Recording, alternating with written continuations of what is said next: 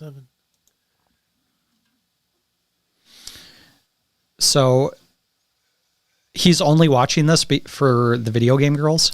Oh, I mean, he had it on his schedule to watch, and then he must have clicked on the link a few minutes ahead of time because he just texted me a few minutes ago saying, video game girls, oh, you guys better not mess this up. Oh, I'm not going to fuck it up. This is my topic. This isn't Andy's topic. This is going to be thorough and whatever.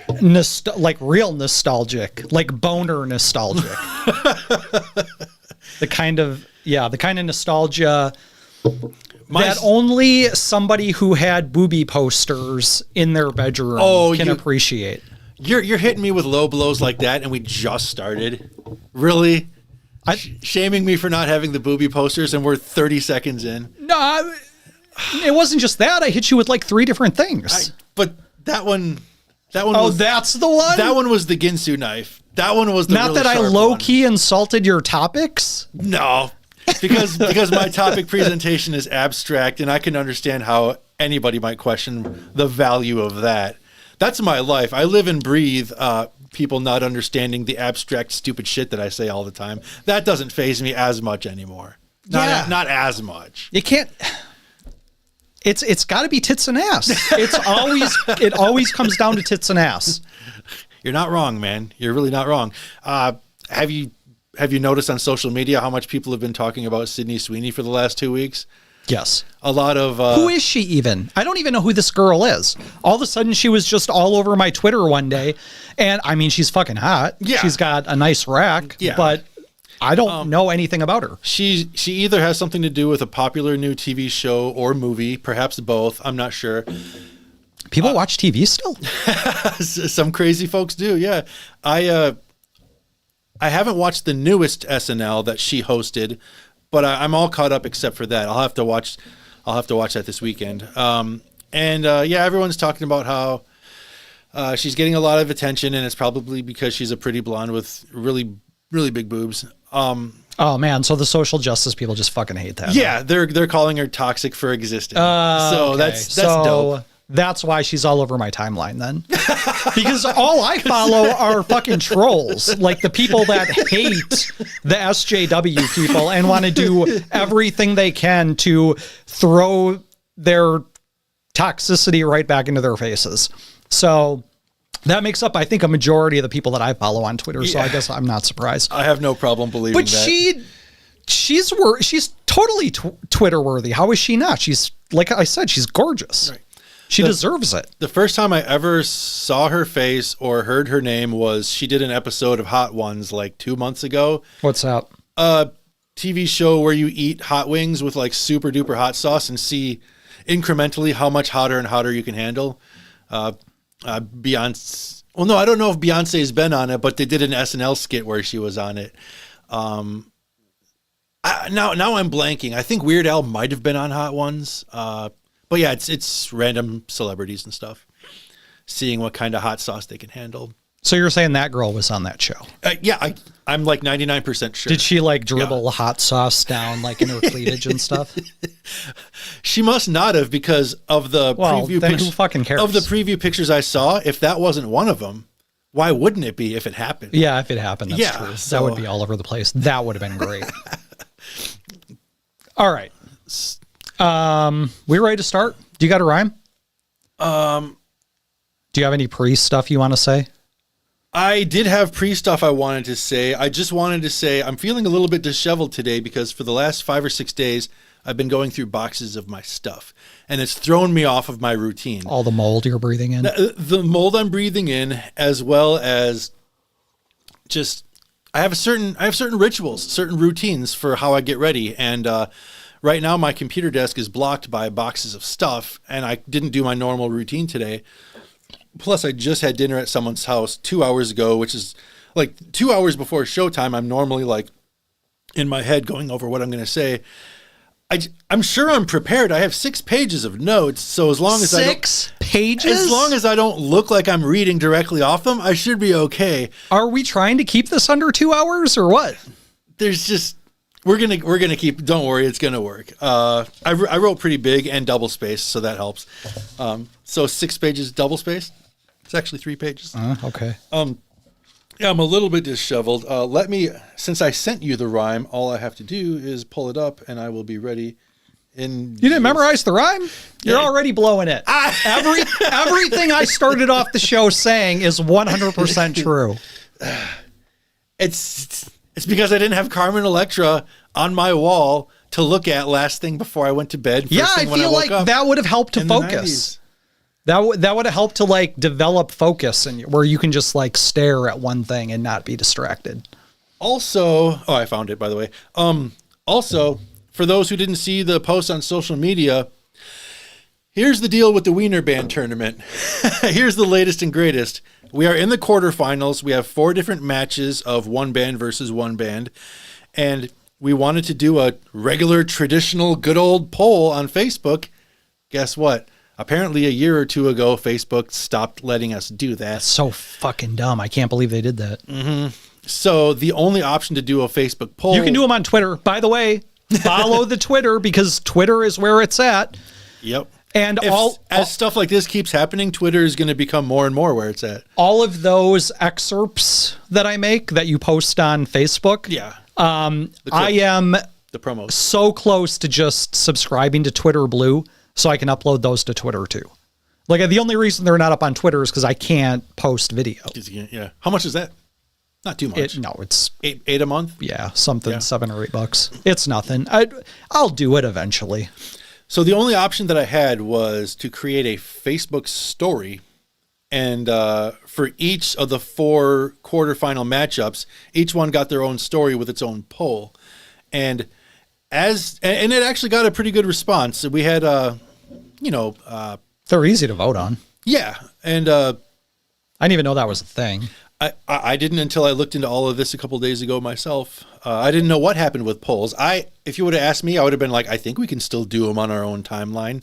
And it turns out you can't. Well, we told everybody last week we were on the stream that we were going to post a bunch of them to Facebook. We were going to we were going to figure out the polls situation and get something going. No, we just assumed that there were polls that you could just make. At least I did. There was a small shadow of a doubt in my head that Facebook might have taken it away just because I'm so cynical. I assume anything I haven't done on Facebook in the last 2 weeks might be gone by now. That's not cynicism. That's just using Facebook and being prepared for the fact that they're just going to take all your shit away. Healthy cynicism / just knowing how Facebook works.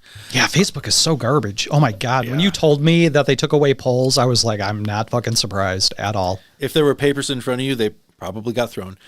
So of the 4 polls, they all got pretty decent feedback, but there were 2 of them that were like neck and neck, 50-50.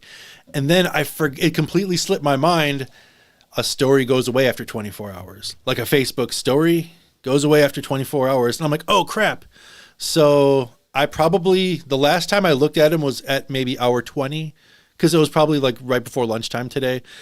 And Creed versus Oasis was locked in at 50-50. And I was surprised. I thought Creed would have cleaned house, but that one was locked in at 50-50. Creed and Oasis. Okay.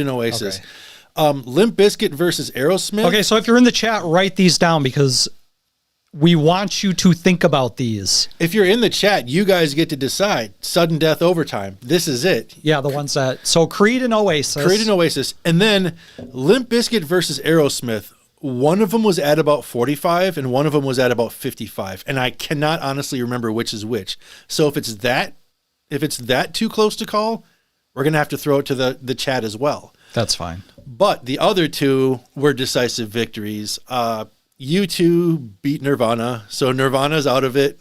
Because people are just... They got this weird hang up about Nirvana, this weird loyalty to Nirvana for some weird reason. Yeah, something about them being super good. No, who were they up against? U2. U2 was one of the bands that we almost didn't put in because I didn't want U2, for the record. I wanted U2 drop because I didn't think they really qualified as a 90s band. And I have stuff to say about that in a moment. They had that one album, Octoon Baby or whatever the fuck that was. That was the only thing they did in the 90s that got any kind of traction. They had Zooropa. They had a couple of MTV videos and stuff. And Didn't All That You Can't Leave Behind come out? I don't even know what that is. See, I've never even heard that song. Release date of U2, All That You Can't Leave Behind. The initial release date of October of 2000. Crap. All right, but they still put out at least 2 or 3 albums in the 90s. Yeah, they put out, but they weren't popular, is what I'm saying. Octoon Baby was the last popular album that they released. Their entire career was made in the 80s. They had that music video for Hold Me, Thrill Me, Kiss Me, Kill Me from the Batman 3 soundtrack. That was just a soundtrack, though. They were still relevant and had rotation in the 90s. But that song wasn't even that wienery, though. It was an okay song. It wasn't bad. If Bono's in a song, it's automatically wienery. No. You gotta... I was 100% against you, too. We're getting a little bit sidetracked here, but I need to mention this before I forget it. I used to religiously watch award shows in the 90s when I was growing up because it was my chance to see these bands. As a kid who didn't have MTV, I'm like, this is like I honorarily have MTV for 2 hours because I get to watch bands play their music. Oh, music award shows. Yeah, okay. Music award shows. And at the MTV awards show that Dana Carvey hosted, this had to have been like 92, U2 performed The Real Thing. They weren't at the show because they were touring in like Belgium or something, so they phoned them in live via satellite. It was U2 playing on the Jumbotron for the crowd, but Dana Carvey, dressed as Garth, played drums along to the song to make it kind of something special, which was neat. U2 had their own drummer, but Dana Carvey just played synced up to it. Why would one of your comedy heroes drum along with one of the most wienery bands of the 90s? Ask yourself that. Wayne and Garth loved Aerosmith as well, and I deemed them kind of wienery. They were really wienery in the 90s, but we had this argument too, and I was actually initially against putting Aerosmith too, yeah. in, but when you said your buddy was like, he made this case that they put out all this music and it was all the worst fucking wienery shit. I'm like, oh yeah, they did do that. And it was all super popular music too, which, man, I think that's got to be like a precondition for the wieneriness of it. Because it's not just about making fun of wienery bands, right, it's about making fun of the people who used to like these bands. There are a lot of factors. Yeah, there really are. At least to me, that's what it is. So to finish the U2 thing, they performed the song The Real Thing, and at one point, Bono looks into this like fisheye lens zoom in camera and he sings, "You're the real thing, dude." And that's not the original lyrics. He just sings "You're the real thing, you're the real thing" over and over again. But he decided to slide the word dude in there for some reason. And my mom took offense to it and assumed that it was gay subliminal messages. She thought that Bono was trying to turn kids gay. And here you are sitting here with a pink hat on. I don't know, man. I swear these issues are unrelated. I swear. All right. I believe you. So, my mom had a halfway point. Like, Bono was kind of wienery. Like, even my mom could see that, he's wienery, sure. So that all happened in the 90s. So U2 had a presence, a very wienery presence. And I wish I would have looked up how many studio albums they actually released in the decade of the 90s, because it might only be 2, but it might be upwards of like 4. If anybody in the chat wants to look that up, please let us know. I bet it was 4+. How many studio albums just in the 90s? No, because I feel like they're one of those bands that just kicks out shit constantly. Like they have to do that. They did it in bursts. I think they were one of those bands who would go 5 or 6 years without, but then they'd put out 3 albums all a year apart and kind of do that for a while. Now back to the Aerosmith thing. Just for the fun of it, this morning I was looking up their album sales by decade, and they actually sold more units in the 90s, I believe that, than the 80s or the 70s. Sure. Now, I'll give you this. A lot of it was greatest hits, which means they were selling their 70s and 80s stuff. Oh, they were selling the greatest hits albums. But they had like 3 albums in the 90s. They had Get a Grip, they had Nine Lives, and then I don't think they had another studio album. Pump wasn't in the 90s? Pump was 89. Oh, okay. Last week I mentioned that Pump was in the 90s, and I was wrong. Pump was 89. No, I thought it was because I had that album. I had Get a Grip and Pump in the 90s. Yeah, Pump was 89. Get a Grip was 93. '94 was Big Ones, which was a greatest hits compilation that had 2 new songs, which was Deuces Wild and Blind Man, which were 2 pretty cool songs. Then they put out 9 Lives, and then that one song came out on the Armageddon soundtrack, I Don't Want to Miss a Thing. That was probably 98. And then their next studio album after that was 2000, which was Just Press Play, and it had Jaded on it. So they Get a Grip sold 20 million fucking copies. That album is double diamond. Yeah, that's 20 million worldwide. Yeah. Because of that album, that album is the reason why they've sold more copies of units of People records. could have given that $20 to homeless people to burn to keep them warm at night. It would have been a better use of that money than buying that album. They could have used it to buy clothes to cover up that midriff of Alicia Silverstone. Oh, but hey, so that song, Terrible joke. The Armageddon song, that was a really wienery fucking song. Unlike the U2 It's song. the wieneriest song. Yeah, the U2 song on the Batman soundtrack wasn't that wienery. It was fine. It was a fine song. It wasn't wienery at all. I wouldn't say hate not that wienery U2 at is all. on this list. I hate that U2 is on this list. I Because think they beat Nirvana. that's part of it. That's part of it. I'm trying to invalidate that vote as much as I can, because U2 doesn't belong on there. If only. They should have been matched up with Smashing Pumpkins, though. Anyway, Yeah. Oh no! Is that the notification that we just now went live?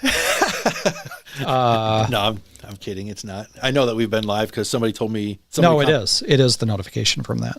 Oh, we got the notification now, but somebody already complimented my hat, so I know we've been live. Oh yeah. No, YouTube sends that shit late. So Aerosmith and Limp Bizkit is pretty close to 50-50, so we need the chat to chime in on that. We'll just go ahead and take Okay, so the chat's word for it. Sure. Which one was more wienery? Yeah. Just like with Creed and Oasis. But U2 did handily defeat Nirvana. I mean, is YouTube going to win the whole thing? no, Not they can't possibly. necessarily. And then the fourth matchup was Hanson versus Smashing Pumpkins, and Hanson had about 2/3. I know they took that one. I know that wouldn't have flipped in the last 4 hours of the poll. I know. No, it wouldn't people have. aren't voting for. So- Yeah, they're not voting for Smashing Pumpkins over Hanson. Who was it that was it you that said Smashing Pumpkins is guilty of way more audio atrocities in the 90s than Hanson ever was? No, If it wasn't you that messaged that to me, then no. it was somebody, and Well, I want to give them credit. Whoever Yeah, it was. because they're not wrong. Because Hanson had like 2 songs, and that was it. They were the biggest thing for about a year, whereas Smashing Pumpkins went on and on and on and on. It was Jim. It was good old Jim. How is Hanson more wienery than Smashing Pumpkins? All they wanted to do was bop. Smashing Pumpkins committed way more atrocities disguised as music. That seems like it's... And Hanson was kids.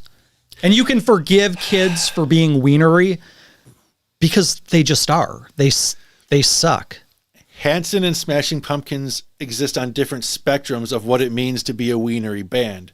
I wouldn't say Hanson was less wienery. Remember, no one held a gun to them kids' heads and say, you got to put out this frilly foo-foo crap of music and sing bop with your little fucking golden come on. locks. But I flipping would have all done around. that for the millions of dollars that they would have got. I absolutely would. I'll do it now. I'll get out there and sing just as dumb a song as Bop for millions of dollars. Yeah. What about Bop? Can we do Bop? Bop, or perhaps a nice Bob. But what if people call you a wiener for doing that? I don't care. Well, there you go. So, what's the issue here? I'll What's put myself really, on the list. Give a shit.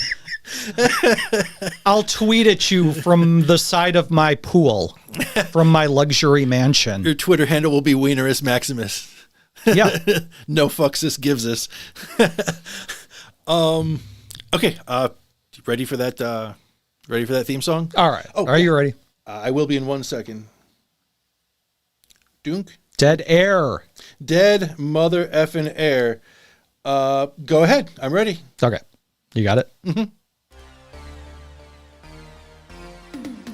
Welcome to the Mindful 90s podcast, where we cover every 90s topic, from Catholic contempt from George and Sinead to the reattached penis porn John Bobbitt made. Did you ever look up his penis after last week? No, had too much else going on. It was on my list, but I just didn't get to it. I almost did, and then I got distracted by video game stuff. I was literally at my computer, and it flittered across my mind for a minute, but I was in the middle of something else, and I was like, no, I'm going to start going down a rabbit hole where I'm just looking at penis after penis after penis. Right. That's happened to me before. That must be how you came across that Lords of Acid album cover. In our fantasy football league, there was a bunch of people that were talking shit about pale ales or something because one of the guys is a big like Budweiser fan and thinks Budweiser's the greatest beer and blah blah blah. And so I was looking for a picture of two dudes having gay sex that I could post on Facebook and not get flagged for it. So like no penis or penetration, just two gay dudes that I could say how dudes who drink Budweiser hang out or whatever the meme was that I was going to make. This was a couple of years ago. So I'm like going through literally hundreds of pictures of dudes having gay sex, just looking for the perfect one, just looking. And then after about 10 minutes of that, I'm like, wait a minute. Like, who's really the gay one here? I just spent 10 minutes looking at all this gay sex shit. Like, what am I doing? What am I doing with my life? It was an awakening moment. Fan-fucking-tastic. Tell us more about this awakening. That was it. That was it? Yeah, that was... No. Oh, okay. I was hoping it would go a little further than that. No. I wasn't coming out of the closet or anything that. I wasn't awakening. Getting excited by it. Okay. Speaking of dudes who are kind of gay but not really... I don't know if this is your size, but give that a shot. There's a little bit of a story with this. And you prefaced it with, speaking of dudes who are kind of gay. Kind of gay, but not really. All right. Yeah? You can wear that on the show if you want. It's a little big, but you like Manson and you wanted 90s shirts to wear. You want to know why I'm giving that to you? Because I'm middle-aged and you think my sex is dead? Yes. Going through my boxes... I'd wear a Manson shirt. Yeah, hell yeah. Going through my boxes of stuff in the last 6 days or so, I came across another tote completely full of t-shirts. Oh, Jesus. What are you up to now? How many shirts were in that one? I think the count before was somewhere between... It was like 278 or something. It was something between 250 and 290. This one had dozens more in it. So you're over 300 now. I'm probably over 300 now. I still didn't find the Crow eyeball shirt. I still didn't find that one. And I also know that I had a Button Your Fly shirt that I never wore, but I inherited from somebody else. If those shirts still exist somewhere and they're not gone forever, they're just in a box or a tote that I haven't come across yet because it's too buried, I might have even more shirts. Stay tuned. We'll find out. All right. It'll make me and definitely Diley happier than shit if I have Tree Fitty shirts. If I have Tree Fitty t-shirts and I can verify that would be really fucking awesome. What if you have Tree 38? Are you going to go out and hit up some thrift stores? I wouldn't hit up thrift stores just to fluff my numbers. What are you, crazy? Who needs that many shirts? Yeah, it's completely and totally something I would do. Yeah. Make it a nice even number. I wouldn't buy crappy ones though. I would make sure I bought all killer, no filler until I got to the appropriate Tree Fitty. So yeah, I wanted to... Oh, and before we start with topic number 1, we do have a voicemail from Diley, who what was his employment status with us the last time we checked? He talked about Hanson. He talked about Nirvana. I think he was back in our good graces. I think he was back to being hired. I think we unfired him last time I checked. But if you go ahead and play this voicemail, we'll see where he's at now. One Wiener Band up against another Wiener Band. One Wiener Band doesn't even belong on this list. What? Get out of here.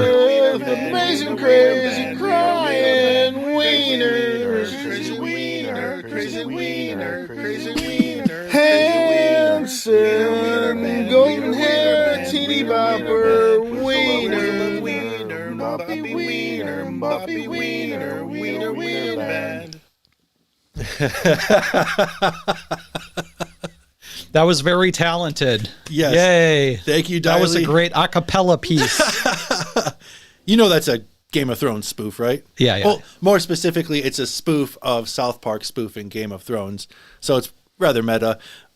Speaking of Game of Thrones spoofs, thank you, Diley, for contributing the thumbnail picture for this week's YouTube stream of this show. Oh, yeah, that was a good picture. That was a good AI thing. It I would was. have never came up with that. It was a great idea, and if he got that on the first try, you know, that's awesome. Mm-hmm. So after hearing that, I'm thinking not only is Diley rehired for doing these voicemails, we might have to consider giving him a little bit of a bonus, maybe even a raise. I'm wondering if we might want to let him be our janitor. Only if he sings while he does it. And does math problems on random chalkboards around the office. We don't have a chalkboard yet, but we easily could get one. We'll get one for him. Especially if Diley becomes our janitor. I think that's everything that I had as pre-stuff before we jump into the topics. Did you have anything? I just want to know how many times he said wiener while recording that. I'm just curious. I want some hard numbers. Jeffro has suggested that we get a wiener counter for the corner of the screen. Every time wiener is said, it goes up. Yeah, it's not a bad idea. I'm very, very seriously considering next year in March doing a tournament of single wiener musicians from the 90s for next year's March Wiener Madness. So you could put Bono on that. Because the band U2 is not that wienery. But definitely Bono the person is. But Bono is just like a bacteria of wieneriness that just gets all over, you know what I mean? Infects everything. But the musicians are still fine. Unlike pretty cool, Aerosmith, I where guess. the music is just as wienery as Steven Tyler. Or Hanson. The two that I have in mind the most for that wiener tournament, which what the reason I bring this up is because by then maybe we will have the technology to have that wiener counter in the corner of the screen. That would be really cool. I mean, it could be done. I would just have to pay attention to it and click the button every time wiener was said. Every time you click it, it's Diley's voice going, wiener. The Bono and Lars Ulrich are probably the two that would clean house just off the top of my head. But, you know, throw Courtney Love and Alanis Morissette in there too. And we could maybe Kurt Cobain. Yeah. I mean, whoever you just said. Yeah. Alanis Morissette. Why would she be in there? She's not that wienery. Some of the stuff off Jagged Little Pill was overly quirky to the point where it might meander into wienery territory. I think some of her rhymes and some of her lines were pretty wienery. Yeah, well, but it wasn't that bad. We'll see. Yeah, it's ultimately going to be up to the listeners. But anyways, that's all I got. So, who's going first? Oh shit! I think I probably will. I mean, I don't really care. I'm just wondering. I think that's I think that's what I had planned was I would go first, and I'm going to be talking about two different topics that relate to Tiny Toons. Speaking of Tiny Toons, You're doing 2 Tiny Toons I'm things? doing 2 Tiny Toons. It's the TV show that I've had on in the background while I've been going through my boxes of stuff for the last week, and it just inspired me. I was going to... This is funny because I just got into a big Twitter fight with somebody about this, and I can't wait to get into that. About Tiny Toon stuff? No, not Tiny Toons, just cartoons in general. Just okay. All right. I was potentially going to talk about Madonna today, but I'm going to put that off probably 2 weeks. Are you still bringing her in for Women's History Month or whatever it is? If 2 weeks from today is still March, that's the day I plan on bringing her in. Okay. But yeah, Tiny Toons has been on in the background, and it's really got the juices flowing, just reminding me of the fact that the show was kind of influential to me as a kid. Remember how I said there was nothing better, nothing sweeter than hopping on the bus and talking with your fellow students about all of the funniest lines from In Living Color the night before? Mm-hmm. Same thing with Tiny Toons, except Tiny Toons wasn't a nighttime show. It was a show you watched while eating your cereal right before hopping on the bus. So the jokes were even more fresh in your head. Yeah, Tiny Toons had a lot of funny moments, a lot of brilliant moments. I'm just going to go ahead and get into it. My 2 topics are, I want to put a spotlight on Babs, and I want to put a spotlight on Elmyra for different reasons. But also the same reason, they were historical women. Right, I was going to say from the 90s. Females from the 90s. Yep. So I'm bringing in real women for the most part. You don't say. And now you're getting into the women history thing and you're bringing in cartoon women. Again, this is somebody who absolutely rejects the idea of somebody having booby posters on their wall. I just want to... Did you have Tiny Toons posters on your wall? No, but I wouldn't have been opposed to having one. I did have Pinky and the Brain posters. By the way, does everybody like my shirt? Yes. What if Babs Bunny was in a bikini?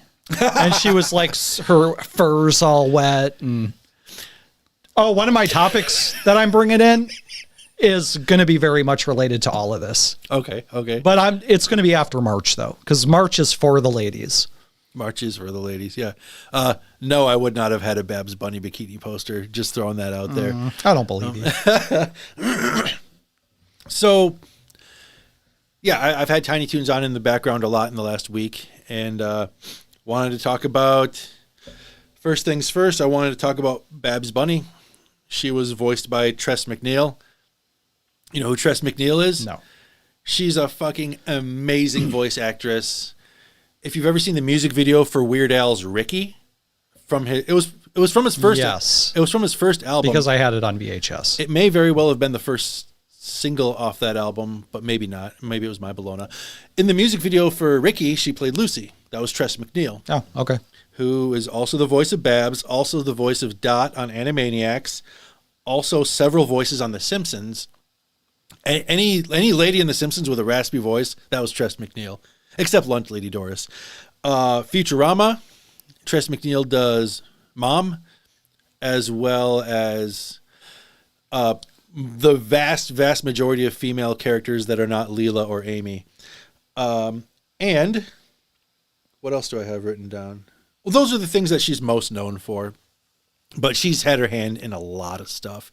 She's just she's probably the most legendary female voice actress of all time. I can't think of anyone who could top her, and she's been doing it for decades. So you're not really talking about the cartoon rabbit. You're talking about the lady behind the cartoon rabbit. I just wanted to establish that groundwork. Tress MacNeille is awesome. So Tiny Toons, for those who may not know, it was a cartoon that debuted in 1990, and the gimmick of the show is and it was produced by Steven Spielberg. It was like one of his brainchild projects. The concept was, what if we have the old school Looney Tunes characters like being teachers and mentors for a new generation of Looney Tunes characters that we're calling Tiny Toons. And you have a setting where they're like going to a university called Acme Looniversity. I completely forgot about that. Yeah. And it's that part of the theme isn't in every episode, but it's reoccurring. And It's a big part of it. Because when you brought it up, I was like, oh, yeah, that's right. That's what they were doing. it's in the theme song. So, yeah. So they would go to school and basically, Learn how to be funny. yeah. So young, wily coyote, whatever that character's name Calamity was. Coyote. Yeah, would learn how to take an anvil on the head. Right. Just like the old wily coyote.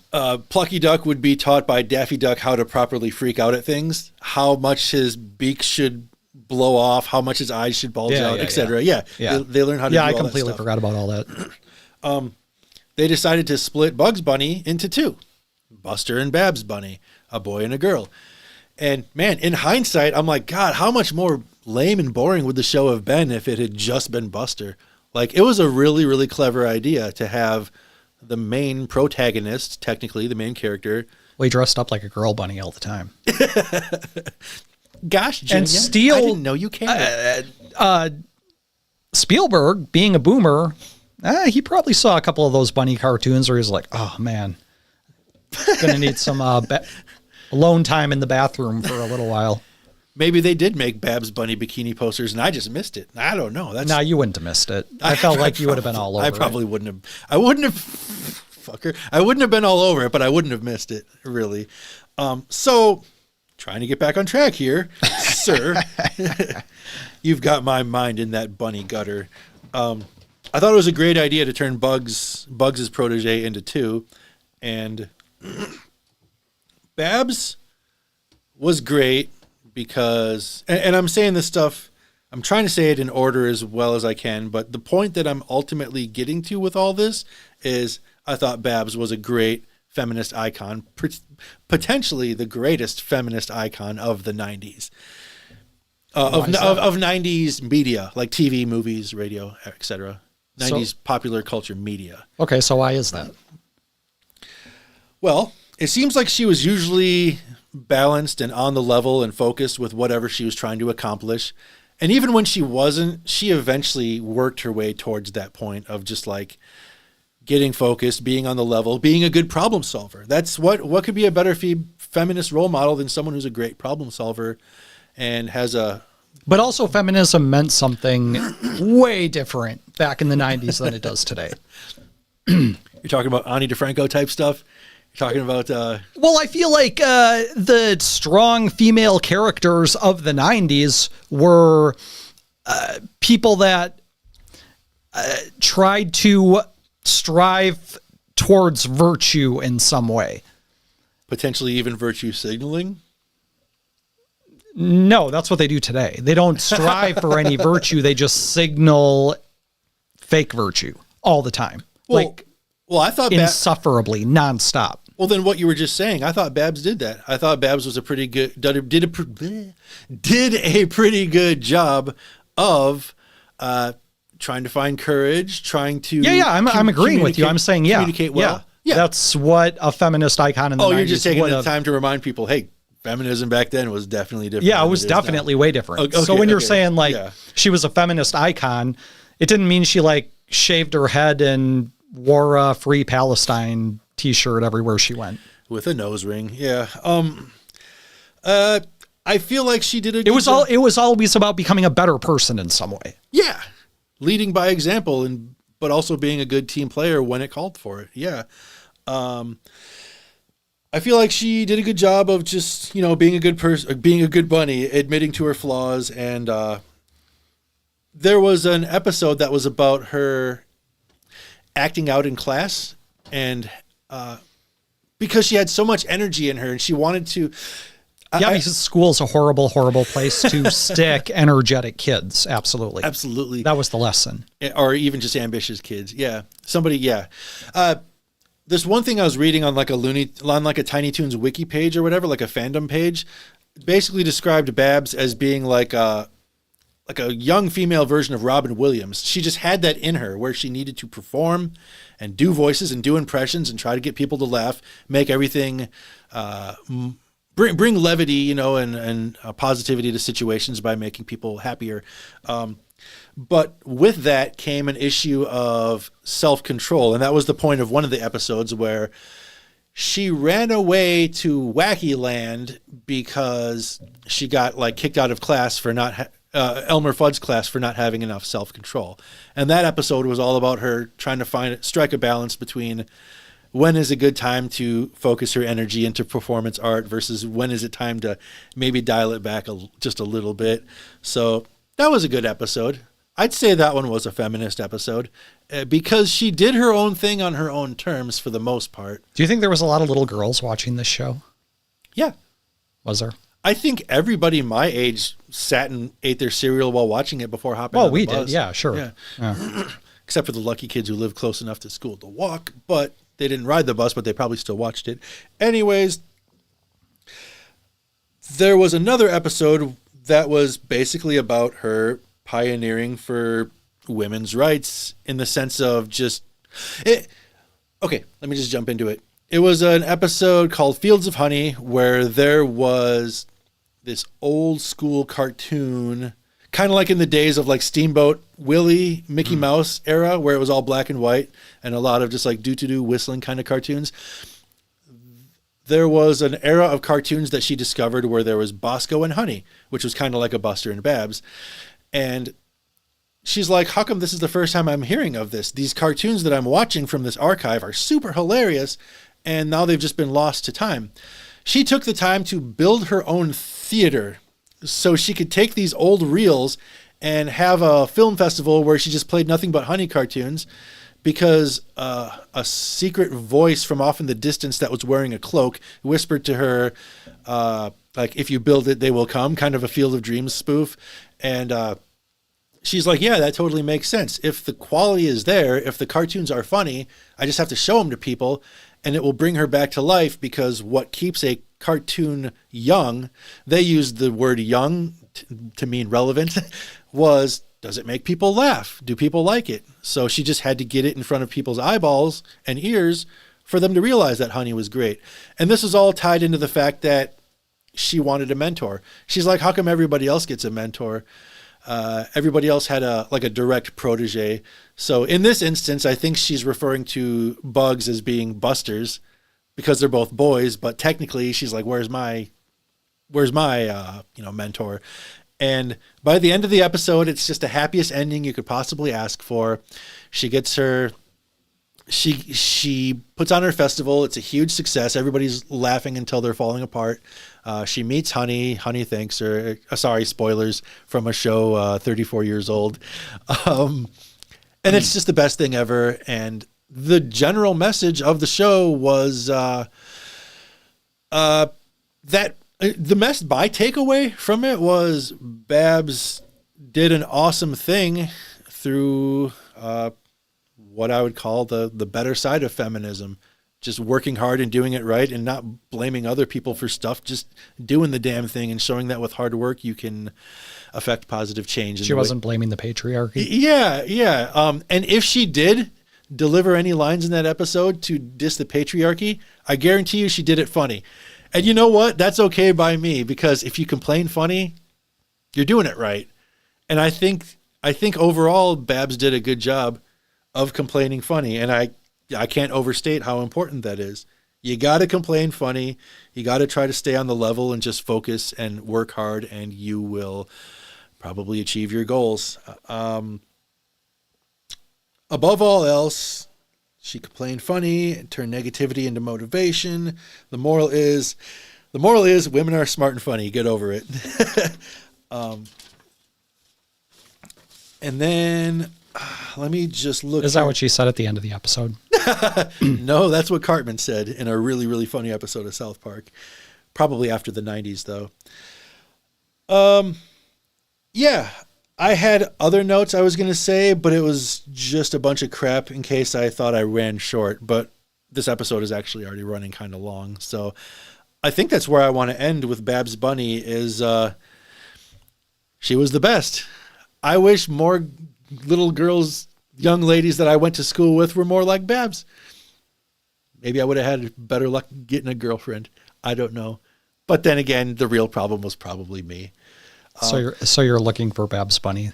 That's what the takeaway is. The takeaway is I was kind of looking for a Babs Bunny in the 90s and didn't really realize it, to be totally honest. Oh, and yeah, and I wanted to mention Tress MacNeille.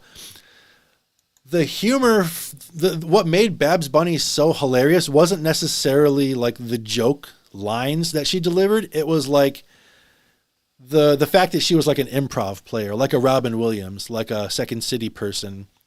They turned Babs' character into somebody who did that kind of stuff, who was just able to ad-lib and improv and do good impressions. And that's what made her super funny. It wasn't necessarily the memorable jokes from somebody like, say, Elmyra, which I'll be getting into a little bit later. Before I finish this topic, thank you, Cassie. Cassie is a longtime viewer and friend of the show who made me this hat. Technically, it is a Louise Belcher from Bob's Burgers hat. I think Cassie said it took her 3 days to knit this, which astounded me. I'm like, you took 3 days to knit me a hat? Fucking thank you. Why isn't she selling those? Oh my God. Cassie, why aren't you selling these? Why aren't you selling them, Cassie? And she said, will you wear it on the show? I brought it in last week for the show. Maybe she is selling them. You're giving her free advertising right now. I take it back, Cassie. We want our cut. You Damn sneaky, it. you sneaky Susie, you give us that cut. And I had it last Wednesday on the floor right here. You know me, I forget stuff. I forgot to put it on. I know. And in the last week, it clicked. I'm like, I need to wear the hat soon.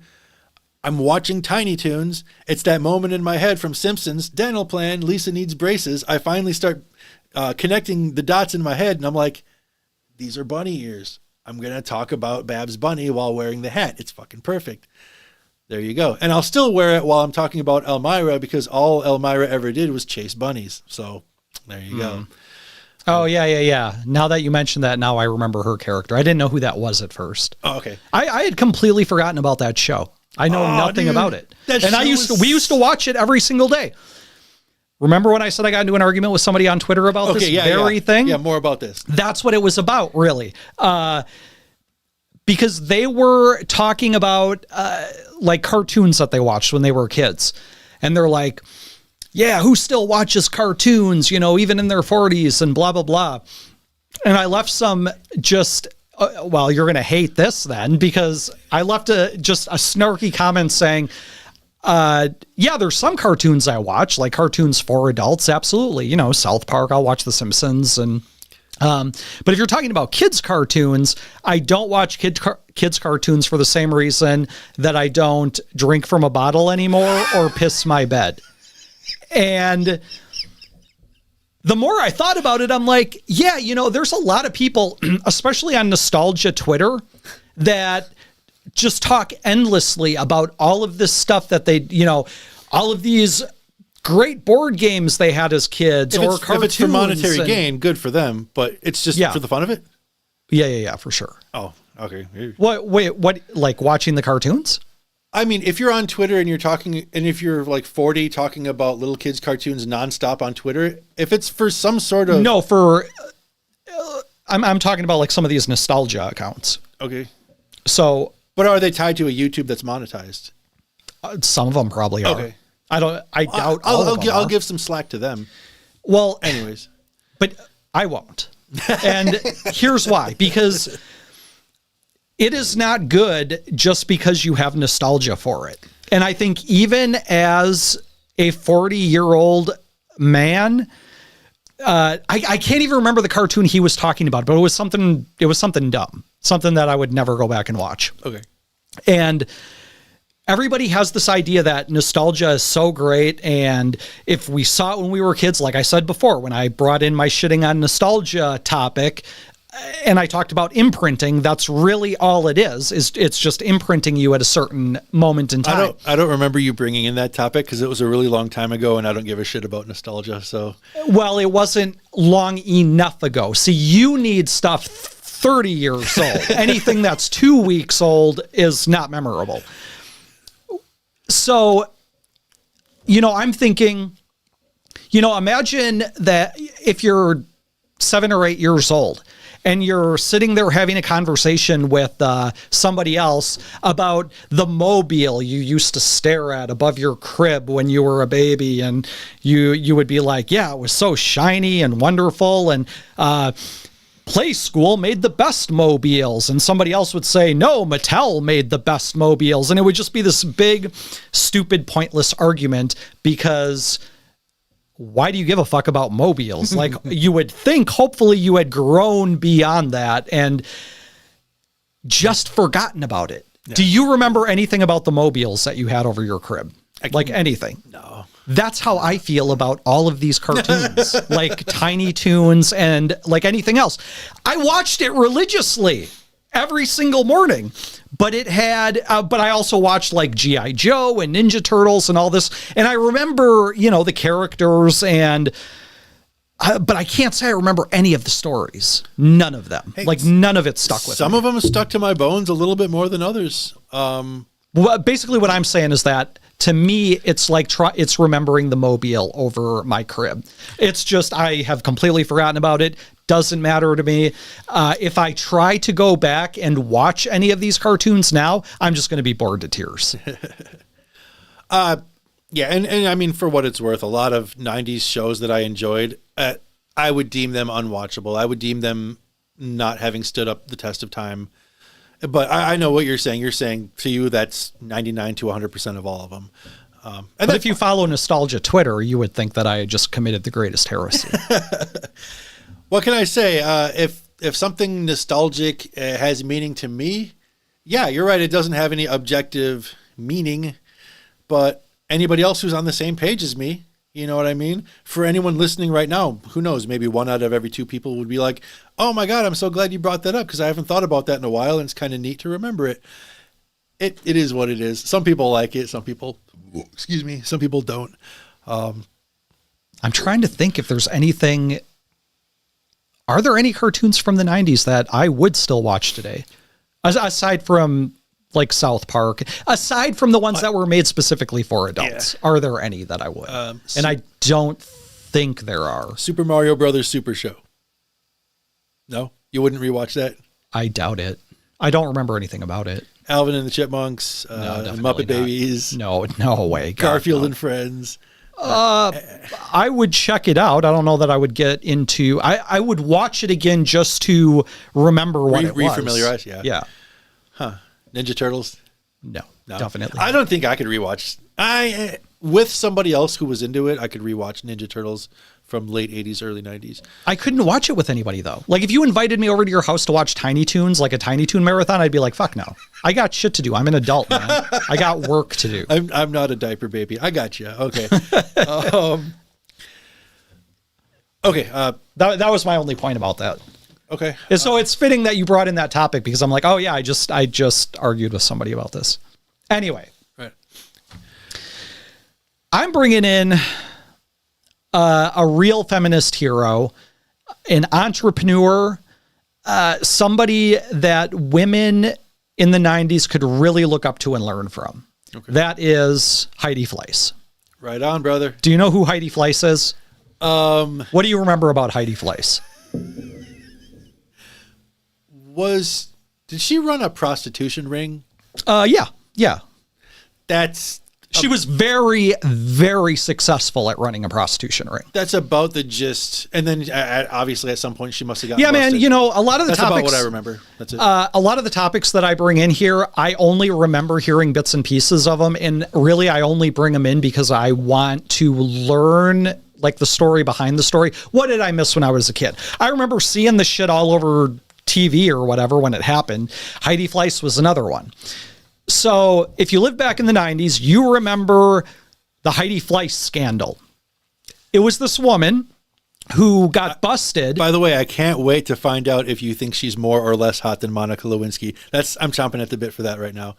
But I'll let you get there when you get there. I don't think she's attractive at all, though. Oh, really? I mean, I don't know. It's, yeah. If you've seen pictures of her recently, she's had a lot of work done. Okay. She's a Hollywood girl. I seem to recall seeing pictures of her in the 90s and generally thinking, I don't think she's hot now, but maybe if I was older, I would think she's hot. That's what I remember. 90s Heidi Fleiss, I think, is hotter than 90s Monica Lewinsky.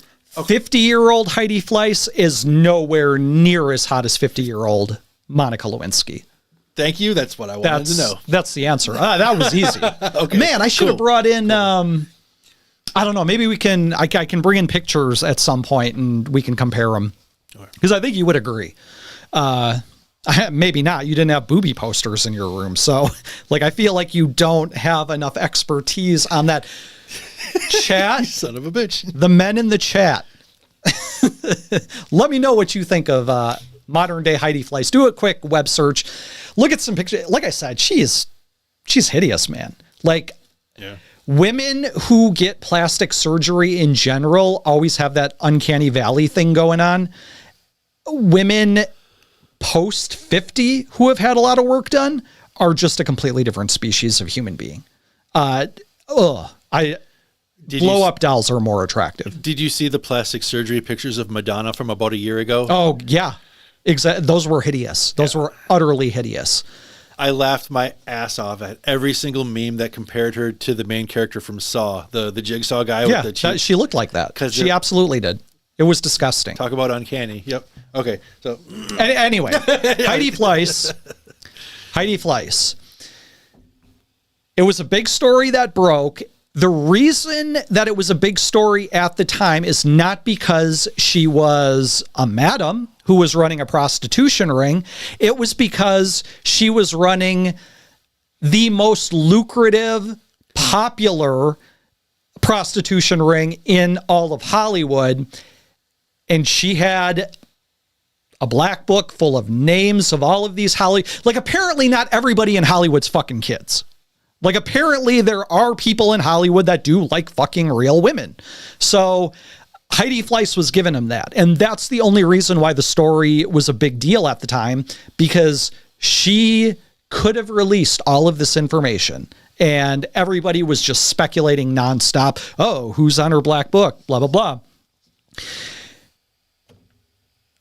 Heidi Fleiss, as a girl of 12 years old, had this babysitting gig.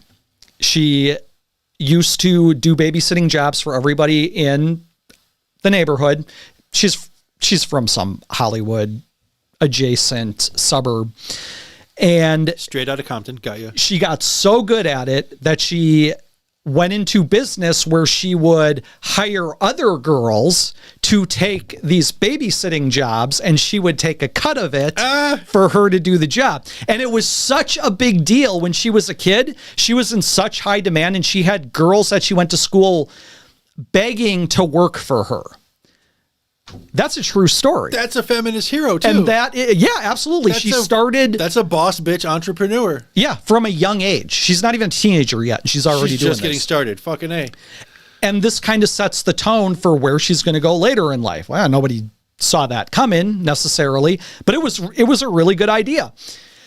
She hated school. Why? Because she's an ambitious entrepreneur who's too smart for the fucking system. For kid prison. Her mind is on other shit. That's right. And so she, I don't even think she graduated. I think I read somewhere that she dropped out. And she ended up hooking up with some rich, like 60-year-old dude, right out of high school. Because if you're a rich 60-year-old dude, why not hook up with a hot young piece of ass? And if you're Heidi Fleiss and you just want the lifestyle, why not hook up with some rich dude? And this wasn't like a Monica Lewinsky situation. It wasn't an affair. This guy was single. But this dude loved to fuck. That's all he did. He was just a rich dude who had nothing better to do than fuck. You didn't write down his name? No, I didn't. Okay. Chat, help, please. But he wasn't anybody famous. That's why I didn't think it was remarkable enough to note. I kind of just want to know if the name is even familiar, just for no reason. But anyways, go ahead. Yeah, I have no idea. No. But anyway, she ended up breaking up with this guy and leaving him because he was just too busy fucking other broads. And I guess young Heidi Fleiss wanted something more monogamous. Okay. Perhaps. Whatever. So anyway, what happens to her is she ends up dating this guy who is in the film business somehow. This is all Hollywood, so they're all connected. And she ends up meeting this woman who's been running this prostitution ring since the 70s, some woman from the Philippines. And this woman had come over to the United States in like the 50s. And by the 70s, she had taken over this Hollywood prostitution ring from somebody else. And she had made millions of dollars. A lot of it is servicing like a lot of guys from Saudi Arabia. Like apparently that was a big thing back in the 70s. Like all these oil tycoons would come to Hollywood and she would provide the women. So by the late 80s, her clientele is starting to dip off a little bit. Okay. The women that she's pimping out are, you know, starting to hit middle age, and a lot of them are starting to retire. Prostitutes retire. They're reaching their whole mileage. Yeah, and they retire from the game, apparently. You can make a whole career out of prostitution. You could make a whole book explaining this, and Iceberg Slim did. Yeah. But it's wild to me that you can just do this like any other job. I always thought it was just something women did out of desperation for the most part. And I like to fund a drug habit or because they were just in a really bad place and had nowhere to go. No, apparently it is a real job. Oh, and there's a fucking culture behind it. Good Lord. There is, but there's also a ton of money from it. So if you get in as a prostitute and you're like, you can make a lot of money. And that's what Heidi did for these girls. She made these bitches a lot of money. She got into the game. She was introduced to this Hollywood madam at this nightclub with this film director boyfriend of hers. And she started getting into it and started working with this woman, and this woman would mentor her. And how old was Heidi at this point again? Early 20s. Okay. So 21, 22, like right in there.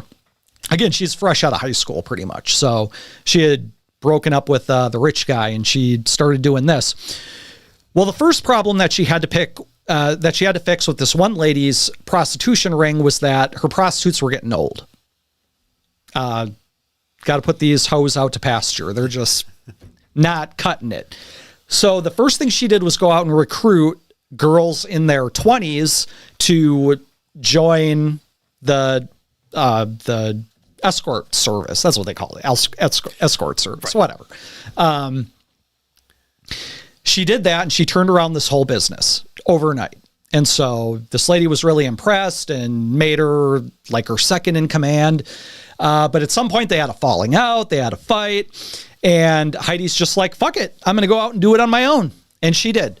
So she went out on her own, and she had, by this time, she was so famous and so popular in Hollywood, working for this other madam, that she had women lined up to work for her. She was giving them only 40% of the cut, and she was keeping 60% of the cut. As opposed to the Filipino she was the protege of. Who was probably cutting more into the profits. But here's the thing, 40% for a high-class escort service is still a fuck ton of money. Well, it's still a fuck ton of money. In 4 months, Heidi Fleiss was a millionaire. For her new escort service venture, she had already raked in $1 million after 4 months. And I was reading interviews with her and stuff, and she was saying that, you know, on the slowest of slow nights, it would be like 10 grand. But if she's 21 and didn't really have experience doing this stuff on this level, at least. No, she worked with this lady for a few years. So before she, oh, okay. Yeah. So she's about 22 or 23 when she goes out on her own and does her own, but she had been with the woman for a few years before this. Okay. I gotcha. So she's got this super great thing going. Yeah. Well, the hoes and the pimps on the street, they don't like this. So they start weaponizing the government against her. So now they're ratting on her and basically doing everything they can to bring her down because she's doing so well. And I don't know, man. Is it jealousy? What is like? It seems like there's enough. It's something called hating. They are hating. That's all they're doing. They're just a bunch of fucking haters. That's it. So they're complaining to the cops. They're going to the cops, which is like, how do you, what the fuck, man? If you're from the streets, you know better than to talk to the pigs. I was fucking hoping you would say that. What the hell? I was hoping you'd say that because you either have to learn how to pivot. Run your business, man. You either pivot by changing your own business model to be better, or you have a conversation with her and try to work with her. Yes. This opened my eyes to why the underground is as violent as it is. This is why people in Heidi Fleiss's position just execute people that try to move in on her territory, because it's only a matter of time before they start trying to bring the heat down on you. Yeah. And so I totally understand why cartels are beheading people nonstop. I totally understand why all the cops are bought off all the time. Oof. Heidi Fleiss should have been buying off cops this entire time. Here's the thing. She is such a good businesswoman. She is absolutely amazing when it comes to business. When it comes to the streets, she's not so smart. She needed somebody from the streets to basically be her muscle, so to speak, and make sure that all these fucking loser haters aren't out there trying to bring her down. Coming at her from all angles, Yep. apparently. Now, just for timeline's sake, what year are we at this point? 93? 93. Right? 93 is when she gets all over the news, because that's when they finally bring her down. Because of the fucking haters. Because of the haters.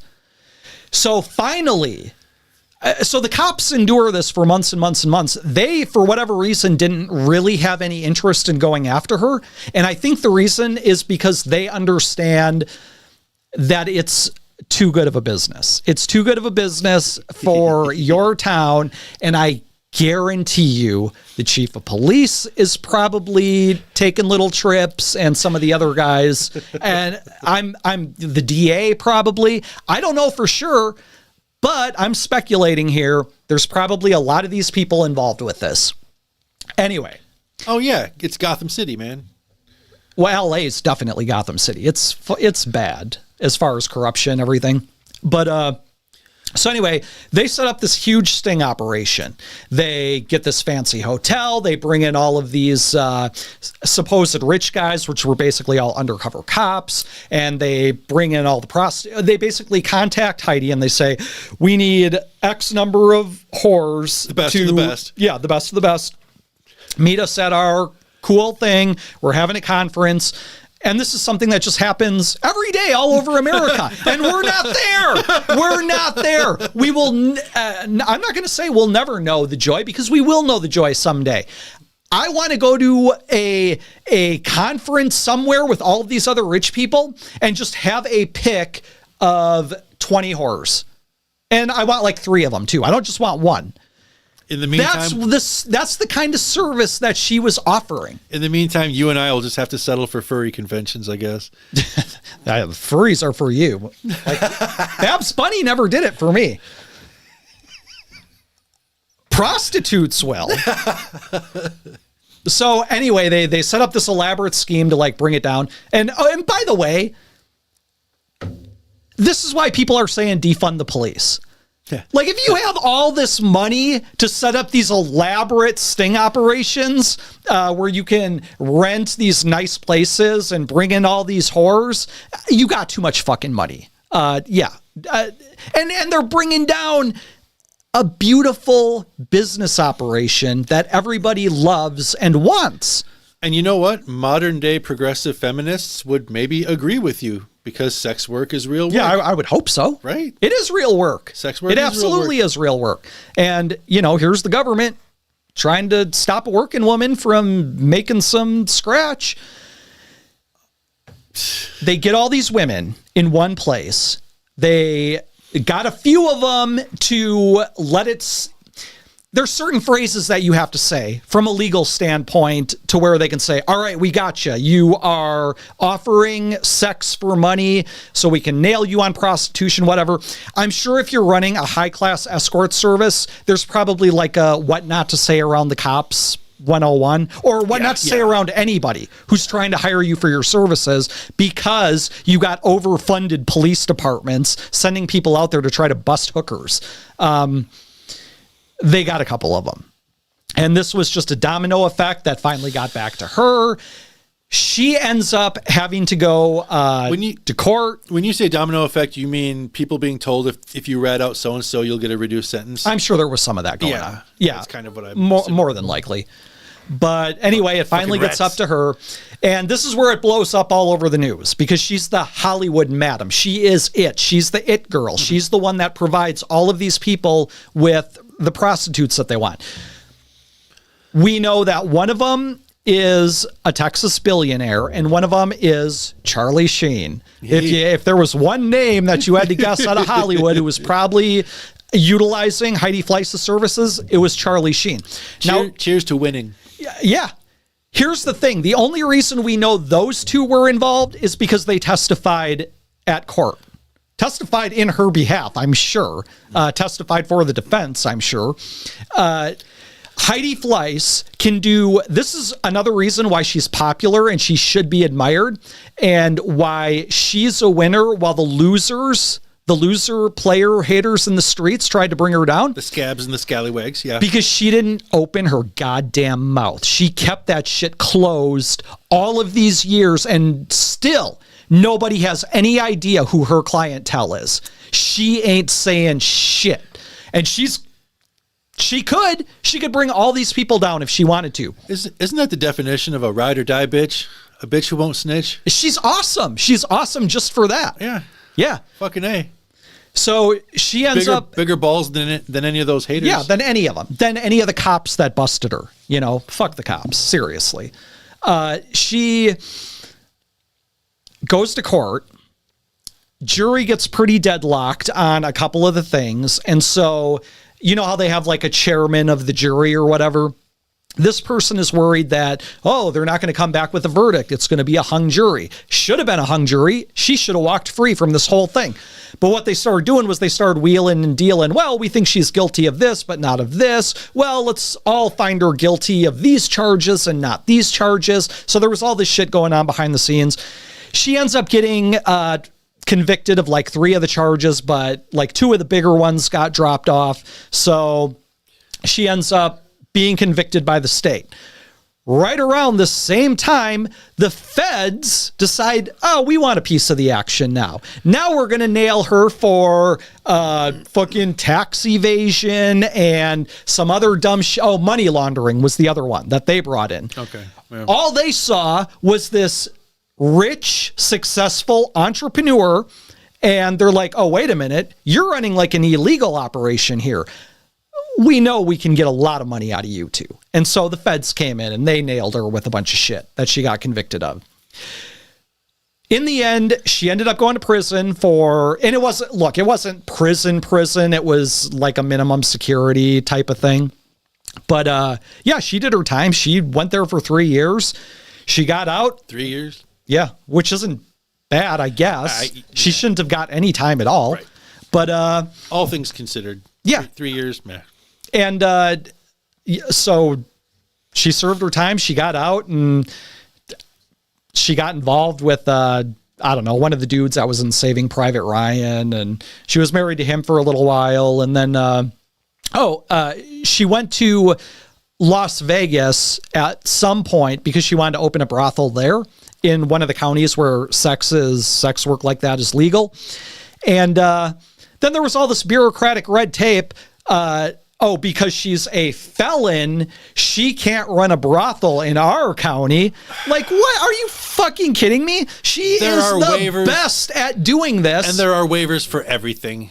So it was all just a bunch of red tape, and she couldn't just get back into the business because, you're a felon. We have standards in Nevada, by God. We will not have a felon running our whorehouses. Fuck off. It's just stupid bureaucratic Not red a tape. felon that the whole world knows about anyways. Yeah. So anyway, she did that. She ran a bird sanctuary, and she's had a very uneventful time of it since then.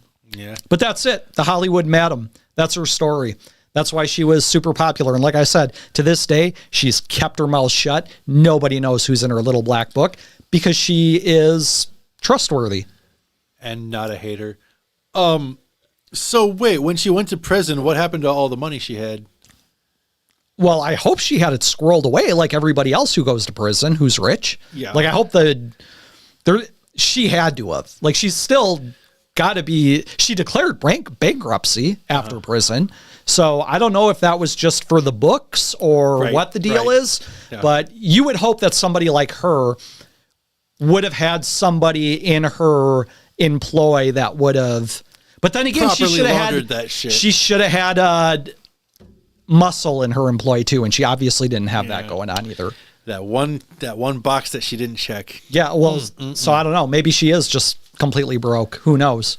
But I hope not. I hope she squirreled it away in like shell corporations and whatever else. Can we get a Dark Side of the 90s episode about her? That would be dope. About her story, so we can find out those last minute later details, like how is she doing financially now? Yeah, that would be interesting. Yeah, absolutely. I don't know. You want to check the chat? Oh, See how many people think that Creed is way more wienery than Oasis, I hope. all right. All right. Diley votes Oasis and Aerosmith. Thank you, Diley. Also, your mom was afraid of him turning gay with no booby because posters. of zero booby posters. Diley, you and I had a conversation that one time about a certain special way that I could get a booby poster that was not your run-of-the-mill booby poster. If you remember what we talked about, Diley, nudge, wink, maybe you should help me do that this weekend. And Pat says Heidi Fleiss he still would after a few beers. Even like new Heidi Fleiss, though. Cheers. Yeah. The way Heidi Fleiss looks now, I didn't think she was that attractive even like back in the 90s, but she would have been fine. Pat says Oasis isn't that bad. Creed sucks, though. So we got... So unless we get 2 votes for Oasis, that right there puts Creed over 50%. That right there would be enough to make Creed beat Oasis, unless, like I said, unless we get 2 more for Oasis. But if we get 1 more for Oasis, then it's back to being tied again. Damn it. Yeah, all right. All right. Perfect. My next topic is Elmyra from Tiny Toons. The point that I want to make about Elmyra is Elmyra was the animal. I'm going to leave it at that for now.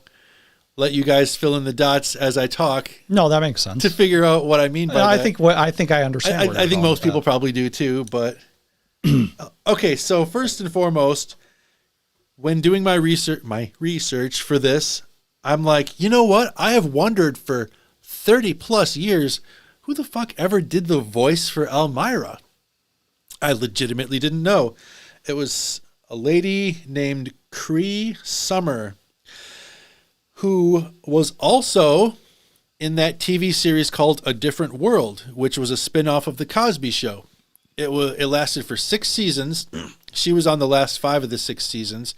It was a show that was about the college that Lisa Bonet's character, Denise Huxtable, went to when she went to college. They turned that into a whole spin-off series, and she was like one of the students that went there. And I'm like, I used to watch that show off and on. And this entire time, I didn't know one of the characters I was watching was also Elmyra, which is hilarious. She was also a relatively successful, no, more than relatively successful voice actress over the decades. And according to her IMDb, she's still getting work now. She did the voice of a Care Bear when she was just a little kid back in the 80s.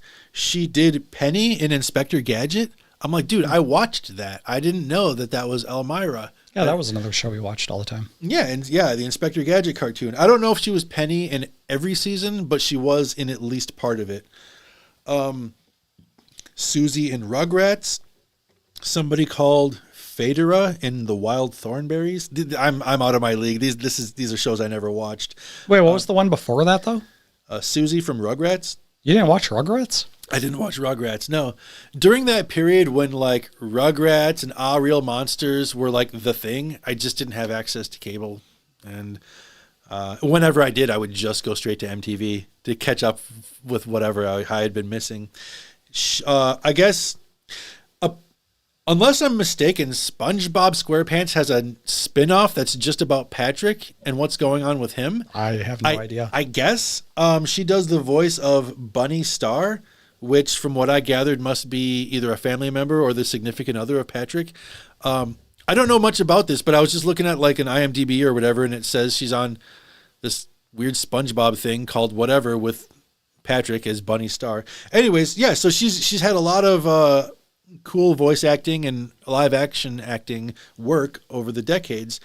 I never knew. For all I knew, before 2 days ago, the lady that did Elmyra only ever did Elmyra and never did anything else. Well, voice acting's a whole thing, though. I mean, usually if there's one voice actor, they've done 50 different things, and you just never know. Billy West, Frank Welker. Good Lord, these guys have done just so much stuff. So Elmyra in the show was one of the key antagonists, as it were. But as I'm reading these like fandom pages and wiki pages, she was described as well-meaning, but with no self-control, no impulse control. She was a well-meaning antagonist, which is a special kind of antagonist where you're not trying to do bad, you just incidentally do bad all the time. And I've got my own yeah but about that, because like yeah but and this stems back to a question that I've had ever since I took abnormal psych in college. One day it just dawned on me. I'm like, I finally figured out the perfect way of asking the question I've wanted to ask my whole life. Where does mental incapacitation end, and where does just being an asshole begin? I've wondered that about so many people and so many movie and TV characters in my life. And as I'm writing my notes for this Elmyra thing, I'm like, this is another example of this. Where does just being an asshole end, and where does actual mental incapacitation begin? There's a thin line, you know what I mean? So when they say she was well-meaning, but she just kind of couldn't help herself, could she really not help herself? She could have. That's going to be a gray area for me for like forever, because I kind of feel like she might have known better deep down. I don't know what it's like to be as obsessed or addicted to anything as she was with fuzzy animals, though, so I can't really speak to that. So again, gray area. I find it extremely interesting, that whole arena of thought. I find it very, very interesting, even timeless. I feel like that question could be asked forever. Where does mental illness begin? Where does being an asshole end? If Elmyra was an asshole, then... Oh, how did I say this? If Elmyra was an asshole, then it is what it is. She just wasn't determined to pivot her wants. You know what I mean? Or if she really couldn't help it, then she was the animal. This is the distinction I'm trying to draw. If she really genuinely couldn't help it, then that would indicate to me she didn't qualify for the thing that Aristotle always says differentiates animals from humans. Humans have the ability to reason. If you put food in front of a hungry animal, it will not come up with a reason to not eat it. You know what I mean? Like, will it? Is there any scenario in which an animal might? There's no scenario a human would do that. What do you mean? Like if you're starving and somebody puts food in front of you? What? Because you're a supermodel who's starving herself. So if somebody offers you some delicious looking food, and it's like right in front of you, yeah, sure, you have that. I'll use the word sophisticated, I guess, line of reasoning for why you won't eat food even though you're hungry. You can also train a starving dog not to eat the food too. It's not really the dog's own reasoning, though. It's conditioning from the human that conditioned it. But what's like the supermodel's not been conditioned to think that way? Supermodel still has free will in a way that an animal like a dog doesn't. I think that's the argument. Aristotle, if you're in the chat, please chime in. Let us know. I wish I was explaining this as well as Professor Chan from Philosophy 325, 326. The animal is not going to come up with any reason to stop itself from eating that food. Right. So, But you can train the dog to have a reason not to do it. But negative reinforcement, basically, which is just like fear, just terror. Yes. But also a supermodel in a box, like not having any other, like the person who is the supermodel not having been conditioned into thinking like a supermodel would also not hesitate to eat the food. That's what I'm saying. I think the supermodel has enough imagination to imagine other lines of work that they could be in and still survive. And that's what would differentiate them from the animal. No, but the supermodel itself is a conditioned state, just like conditioning the dog to not eat the food. If you put a human in its natural state in the same way the dog is in its natural state, both of them are going to eat the food and not come up with a reason why they shouldn't. Is it really the same conditioning, though? Because I still feel like the supermodel, every single day they wake up, they're still making the decision to be a supermodel for one more day. I don't think they're stuck in it. I don't think they're hypnotized. I think a dog being trained to not eat because of negative reinforcement, it's almost like it's been hypnotized. You know what I mean? Well, yeah, but that's what the supermodel thinks of the food too. Is it really though? Like, is it a prerequisite of being a supermodel that you have no agency? Because some people stop being supermodels. Dog never stops being a dog until you condition it to stop doing that thing. No, but you're no. You would have to say a show dog, not a dog. You have to add something to the dog in the same way you add supermodel to the human to make that argument. I wasn't expecting this. Anyway, we don't have to get that sidetracked on it. I'm saying, here's what I'm saying. I'm saying, think it out better. I don't think that argument works, buddy. I wasn't here to get into a philosophical wormhole. I was here to promote strong, badass women like Elmyra. No, I wasn't. Anyways, so I might have to think on this and come back to you next week because I am going to be talking about Tiny Toons again next week. So it'll be apropos that I wrap this up next week. Is there a supermodel in Tiny Toons? Not as a regular. You should bring that in if there is. Not as a regular character that I can remember. But anyways, my argument was if she really couldn't help it, then she is the animal who isn't capable of reasoning her way out of that habit to be different with her habits and not be so. But people are like that, right? Because that was what you started the discussion on. Like, how do you know if it's mental deficiency or if somebody's just being an asshole? Right. The answer is some people are like that, I think. But so people can be like the dog, is what you're saying. In the sense that they don't give themselves any reason to not be the asshole because they can't. I'm not sure. I'm not sure. Now I'm all messed up. But anyways, the next thing I wrote down was that's what made her cartoons so brilliant. The animals she imprisoned needed to learn reason to come up with complex plans to get free from her. That's genius. That's really good comedy. They had to be the ones that came up with complex plots that had moving parts in order to figure out, because trying to escape from her, this happened in at least one or two episodes. They're stuck in her house because she has them prisoner. They have to figure out how to get out without making any noises that are going to wake her up, getting through the gauntlet that is her house and making sure that they, go through they basically have to go through an obstacle course to get out of her house and get home free. So they have to be the smart ones. They have to be the clever ones that are as sophisticated of reasoners. Yeah, it's just a new take on an old, like, Looney Tunes formula. Yeah, that's what it is.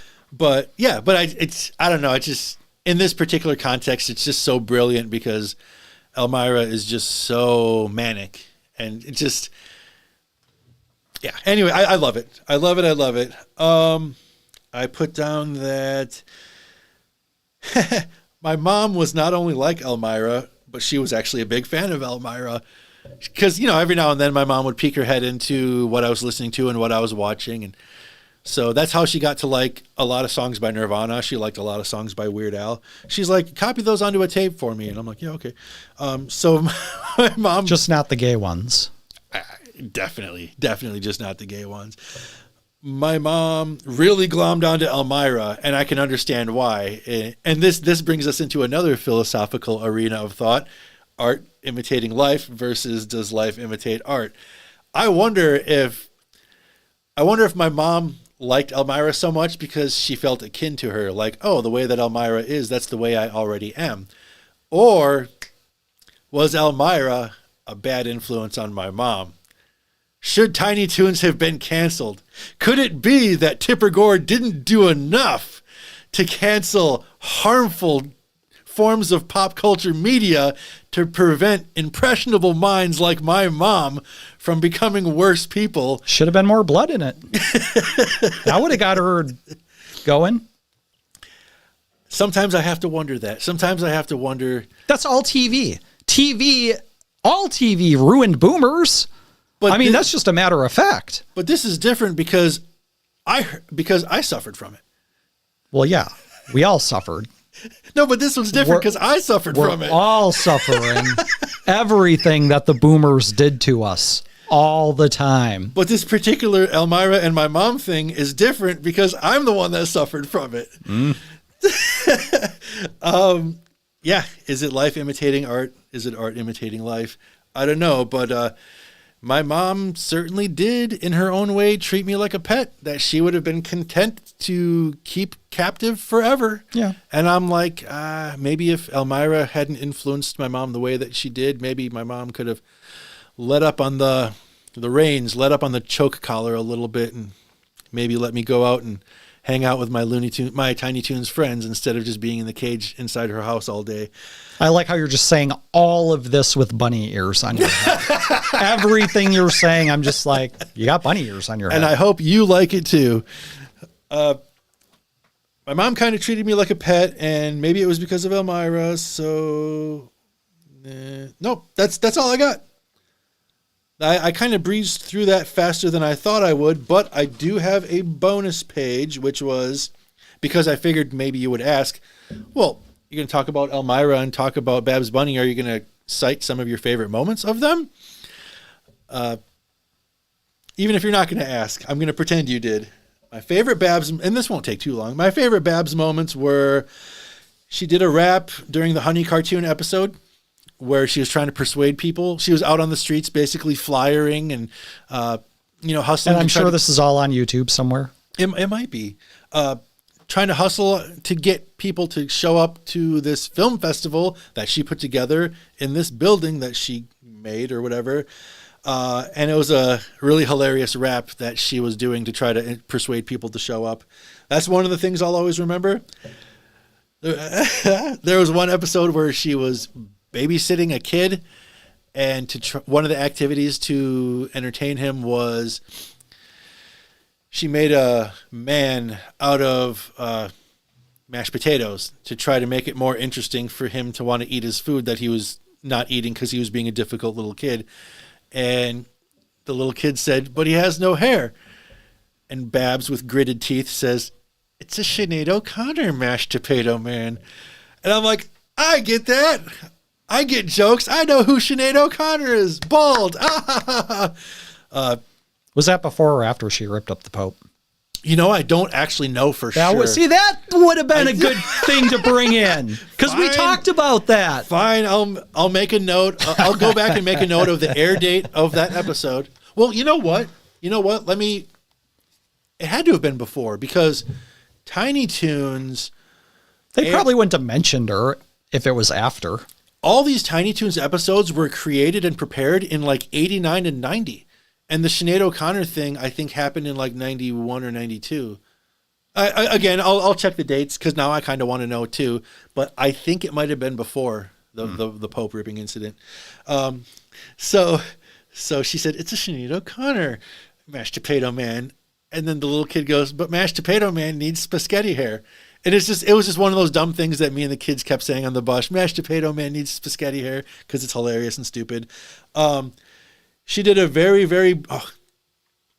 You ever hear people talking about cartoons that were meant for kids, but oh my God, that cartoon has so many jokes that were obviously adult oriented and probably went way over kids' heads. There was a very brief clip. That's what SpongeBob is. That's what SpongeBob is. That's That's what the Animaniacs, big time. Animaniacs is notorious for having lots of those jokes. There's a clip where she's dancing to a rap. Babs is dancing to a rap beat, and she raps, "Oh me so bunny, me hop a long time."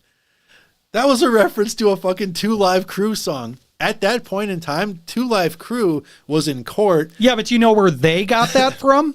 Full Metal Jacket. Yeah.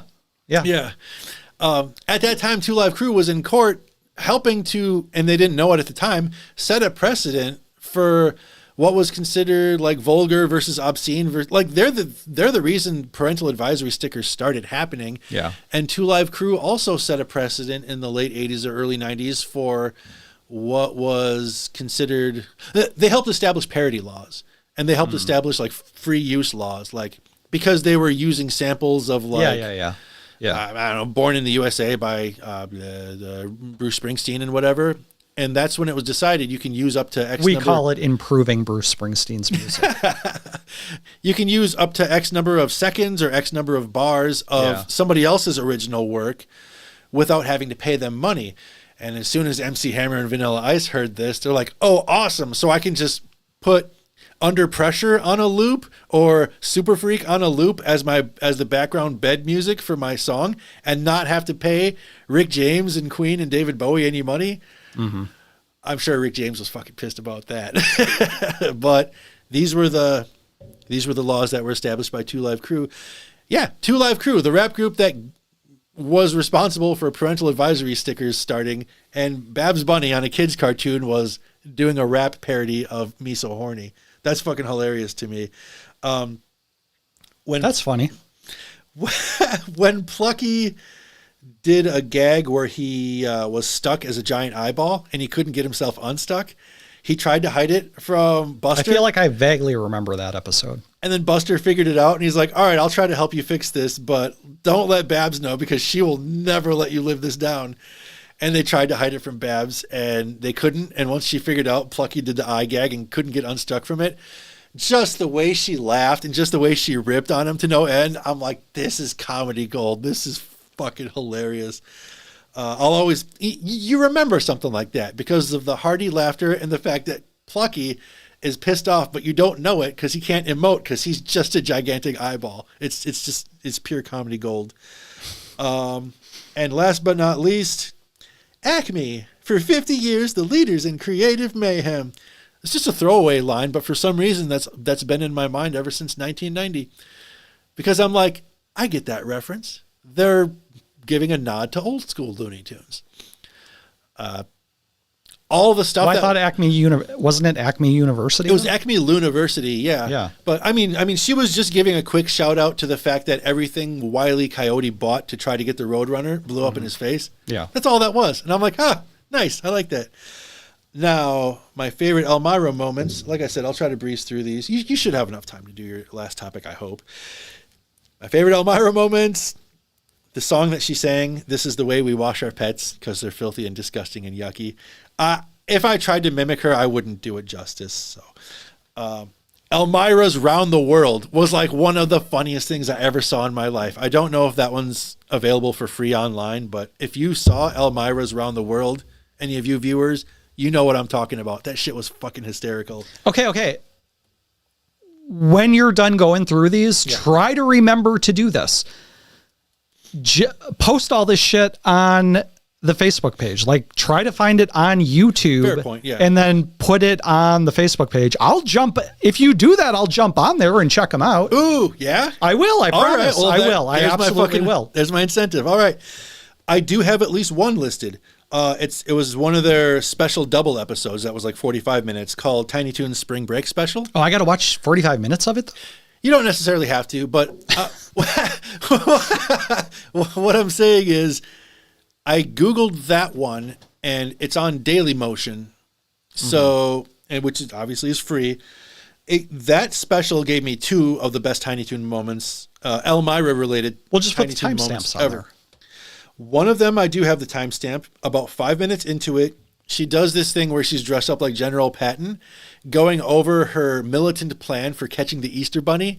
It's just something about it, something about the execution of it and the cinematography and the mise en scène of it was just chef's kiss. It was just fucking perfect. And the other thing that we got from the Spring Break special was she did a parody of Sting and the Police, I'll Be Watching You, called I'll Be Chasing You. It was just a song about how she'll never stop. She'll keep chasing bunny wunnies forever and ever, just like the stalker that Sting was in the song, in the original song. That one's later in the episode. I don't have a timestamp for that one. Isn't he just the cutie woodiest, sweetie weediest?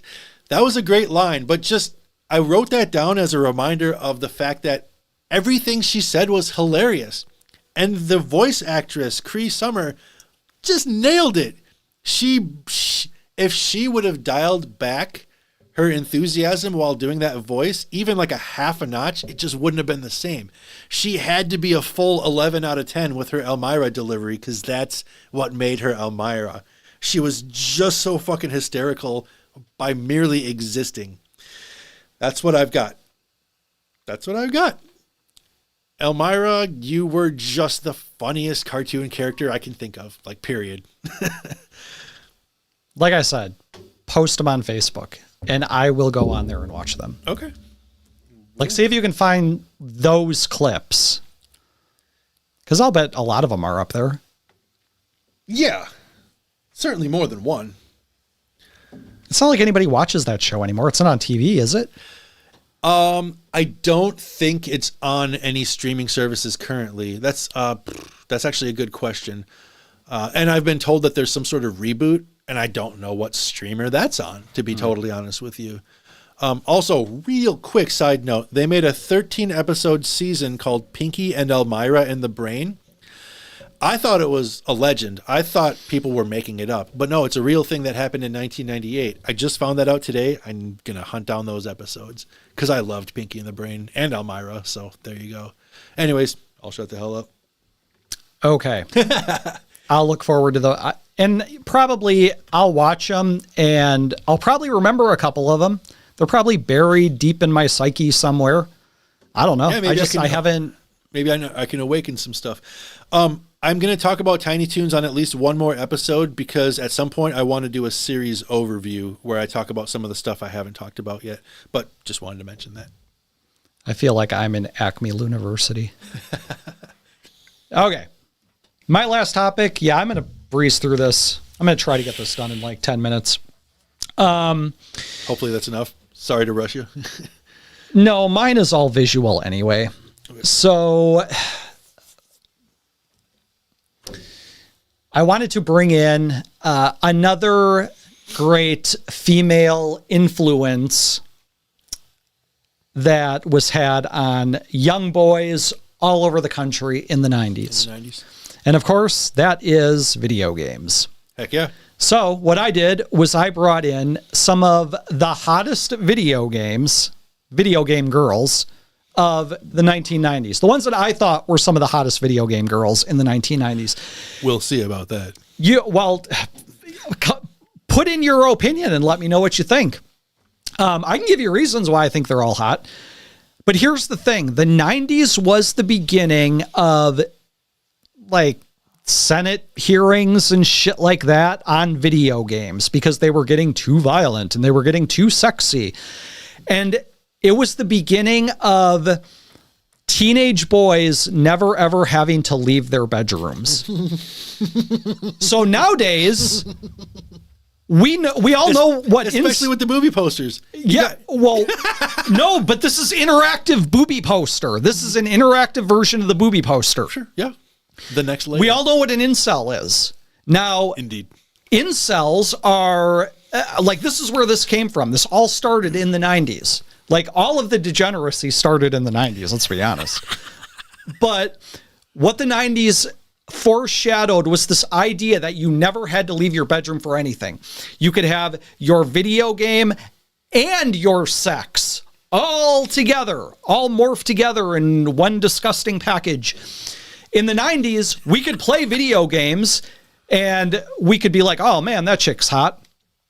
But if we wanted girls, we still had to go outside. We had to go out into the real world. Nowadays, you don't have to do anything like that. I mean, the girls in video games look totally real now.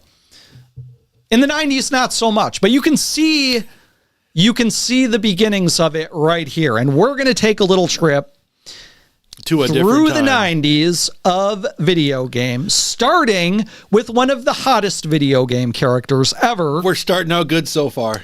Chun-Li. So Chun-Li was given to us in Street Fighter. This came out in 1991. Mm-hmm. And here's her with her like hot spin kick thing. The thing with Chun-Li is she had these tremendous thighs and hips. That's what made her so fucking hot. And I mean, she was, crushing dudes with those. And you'd be playing Street Fighter and you'd be like, man, I wish she was crushing my head with those thighs. She was the only female fighter in Street Fighter in 91. Yes. When they re-released it in 93, like the tournament edition or whatever. Mm-hmm. That's what I Back had. in the 90s, fucking every 6 months there was a new Street Fighter 2 game that came out because the first one was so popular. I had I had Special Championship Edition on Sega, which was 12 players. It was the basic 8 plus the 4 bad guy bosses. Still only one chick at that point. Okay. So the one they released in 1993 introduced new character named Cammy. Cammy, And yep. this is Cammy right here on the left. And she's... Look at that anime face. And that's such a bad Chun-Li right there. That's not the ideal. But anyway, that's Cammy. And then in the video game, though, I think that was just more of like an artistic or like a mobile game. Okay. This is what she looked like back in the day. So this is... What up? Yeah. I mean, she's got that great ass and... The over-the-shoulder look is just sexy. Come on. Yeah, it is. It works all the time. This, again, these I'd are the be girls of watching our you video watching. games. Yeah.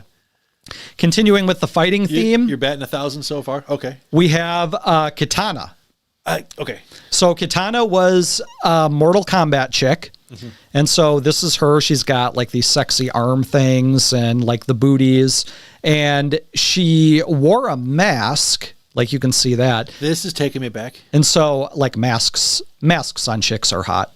Like eliminating like the mouth, the thing that talks all the time that guys tend to not love so much. Like there's something beautiful about that. I'm finding nothing to disagree with so far. So anyway, she was another hottie. And then we get to 1994 and there's a game called Super Metroid that comes out. Now, there was a game before that came out on NES in 87, I want to say, that was just regular Metroid on the regular Nintendo. If you played that game all the way to the end, the big reveal at the end of that game was that the main character was actually a girl. Her suit disappears. In her weird full body armor suit. Yeah. Yep. And then you see that it's a chick. And I remember talking to a friend of mine on the bus about that very thing. Oh, I beat the game last night. It's a girl. What? A girl? Oh my God. And just having that conversation. Here is Nintendo version of Samus. This is the end of the Nintendo version. This is when you discover that you've been playing a I chick remember the whole Metroid time. 2 was called Return of Samus. If If that was available on no, Game I think Boy, it was just called Super Metroid. There was like another one that might have been called that. But one of them was on Game Boy, and we had it, but I never played it. My mom So, and brother did. Samus is looking good. this is Super Metroid Samus. Okay. She takes what you can't see here is she does this hair flick thing. This is just a still image, but she loses her suit and she does this hair flick thing, and that's what you see going on here. She's fucking hot. Another hot video game girl She's like fucking in 16 bits. She's got Sarah Connor vibes right now. Yeah, Like she does. Slightly more buff Sarah Connor vibes. Yeah, she's really muscular. Fucking A. This is 94. Then let's jump up to 1996. We're in the PlayStation era at this point, and we get Lara Croft from Tomb Raider. Ow. Ow. Hey, Yeah. And the best thing about Lara Croft is the boobies, of course. Look Look at those polygon pointed boobies. at this oh boy. specimen of femininity. This, like I said, man, this is the beginning of teenage boys never leaving their room. You're playing a game like this. I mean, look at that flat ass. Doesn't matter. This is more realistic than anything else that's going on at the time. It don't matter. You want to see her jumping through the air and bending over to pick up items, and it's great. And then, of course, you get Jill Valentine from Where have I heard that name? Resident Evil. Oh, yeah. So this is Resident Evil. This is 1997. Or, I'm sorry, this is still 1996. Resident Evil and Tomb Raider came out the same year. And she is not as sexy. Like, she doesn't have the sexy outfit, but she's got the sexy vibe going on. And then we got Final Fantasy VII. This is 1997. So this is Eris, who was a character in the game. She actually ends up getting killed by the main bad guy, which, as a player, apparently a lot of the people on the Final Fantasy fandoms, when they were playing this as a kid, they were really distraught by the fact that Eris was killed by the main bad guy because she's with you most of the game. I don't remember feeling that. I remember being pissed off that I had just spent a fuckload of time building up all this girl's stats to be on my team, and then she just dies halfway through the game. And you're like, fuck! I don't have another character that I can replace her with because I spent all that time building up her levels and her stats. So I was more pissed about that. Sure. But anyway, she's got that sweet flower girl kind of look that everybody fell in love with back in the day. And then here's the main one. This is Tifa. She's the one that everybody remembers from Final Fantasy VII. Tifa. Why does everybody remember? Yeah, she had like the big female leading role in that game. But good Lord, them titties though. Good fucking Lord. Everybody remembers Tifa's titties. Tifa's titties. That has been a topic of conversation. In fact, It's probably a hashtag right now. when screenshots of the remake, they've recently remade Final Fantasy VII. When screenshots of that came out, people were livid Right. that the tits were too small. Right. It was all over Twitter. That's all anybody talked about. Tifa's tits are too small. I'm not even- How fucking dare you? I'm not even part of the video game community at all, and I heard about that. Yeah, it's crazy.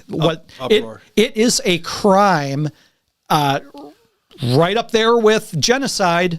What they did with her titties, and then If not way worse. oh yeah, and so here we got. I just did like a montage because this game, Alive or Dead, was like another fighting game in the 90s, and this is also, or I'm sorry, Dead or Alive. This is also, a lot of hot girls in this one. In fact, this one was really notable for its hot girls. They had a beach volleyball version of the game that came out in like the 2000s, and there was a mod that turned them all naked, and people were outraged about that.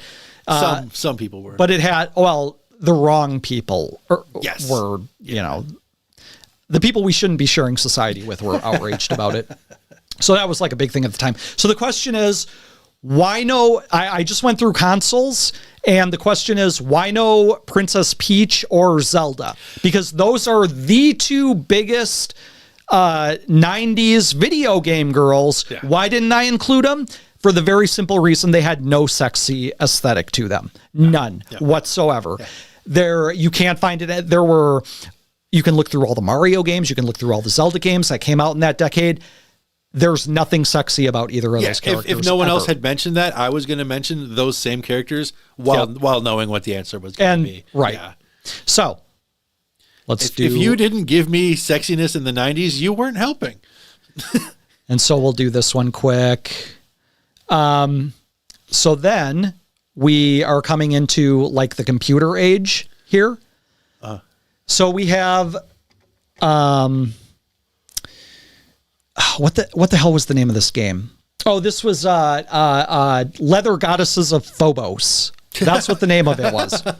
Fantastic. Back in the 80s, there were a ton of video games that came out that were called interactive fiction, and it was a lot of text.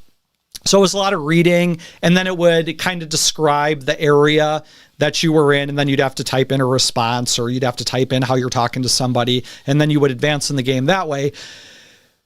By this time, we're starting to get graphics to go with these interactive fiction games, and so that's what you're seeing here. This is Leather Goddesses of Phobos 2, which included graphics. I played Leather Goddesses of Phobos 1. I do a game stream on YouTube a couple times a week, and we actually took a look at the first one, and it was all just text. I can't fucking wait to get to this one, though, and replay this game. That's for damn sure. I mean, this looks good. Then you look at all the good... This is all screenshots from that. Then we get games like was that last Spellcasting 301. Was that last one a James Bond video game? That totally looked like a Bond girl. No, this was all from Bond Leather, villain girl. Leather Goddesses of Phobos. Phobos still? Yep, Okay, yep. Making sure. And then this one, by the way, these both came out. These were both interactive fiction games that came out in 1992. So this one's called Spellcasting 301. And so again, you can see the text here, and you use the text to try and figure out your way through the game. And these are some of the screenshots from it. You got your sexy teacher. I can see Diley in the 90s being like, "I'm here to learn, teacher." Oh, yeah. This is, again, if you were not a console guy, if you were a PC guy, you were making all the kids jealous. Like, if this is what you're playing at home, then... then it doesn't matter what shitty shit you're seeing in Street Fighter. Where's the lie? Yeah. This game is called... did I write this one down? I know it's... Time Cal something? Time Gal. Oh, Time Gal. Okay. It like Time Gal is part... Well, maybe the first one was just called Time Gal. Because I know there was a few of them.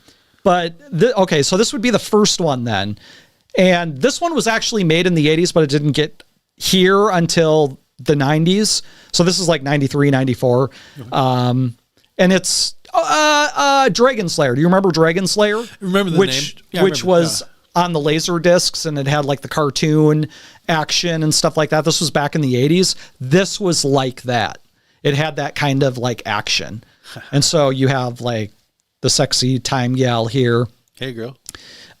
This one is from Night Trap. Night Trap is notorious for some boobage. The whole point of the game is to use these cameras to find clues and listen in. It's a bunch of girls that are having a slumber party, and they get attacked by vampires. Okay. So that's the whole game. You're trying to protect these hot teenage girls who are having a slumber party. Sounds nutty. I talked about Mortal Kombat. We saw Katana from Mortal Kombat. Yep. Mortal Kombat and this one, specifically Night Trap, these two games were the subject of Senate subcommittee hearings at the time about how degenerate video games were getting. So this was the other one. Mortal Kombat was the first one. This one was the other one. And, this is a game called Voyeur from the 90s, where, again, you're basically a private investigator, and you're operating a camera. And so you're peeking in on some lesbians that are about to get some hot action going on, and you see some girls undressing. And that looks like Jamie Lee Curtis from some True naughty Lies. fun going on because you're spying on their window. And then this is not as well known game, but this was for the PlayStation that came out in 98, and this was called Death Trap Dungeon. And I just threw this one in here just because probably nobody's heard of this. I haven't. But look at that ass. Right on. And look at them titties. Back before Gamergate ruined video games. That's like a snoo chick. Look this is what we had. Yeah. This is what we had. This is how beautiful all of our video games were. So anyway. Beautiful and generous, yes. So that's just a quick rundown of the lovely ladies of 90s video games. That's all I'll say on that. And as far as mindfulness, there's nothing mindful. That's just fucking hot. And Well, how do you tie it back to feminism though?